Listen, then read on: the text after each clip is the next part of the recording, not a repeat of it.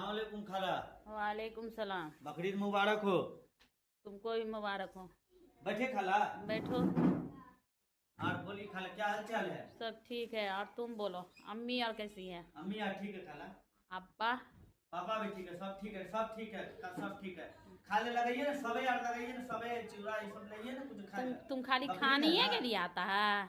अरे खाने के लिए कहा है? पहले खाला को पड़ा है ना जी, खाने के लिए आए थे। पहले खाने के लिए कहा है, लगाइए ना। पहले खाला को पढ़ भी दो। पढ़ भी खाला नहीं देगा पढ़ भी कि हम देंगे आपको पढ़ भी। नहीं बे, खाला आप है कि हम है? खाला तुम कमाता है ना, तो खाला को पढ़ भी दो। लगाइए, राखी में लगाइए तो चल जा रहा हूँ। नहीं पहले पढ़ भी दो ना। खाली खाने के लिए आता है। आप दीजिएगा जी, खाला आप है ना जी।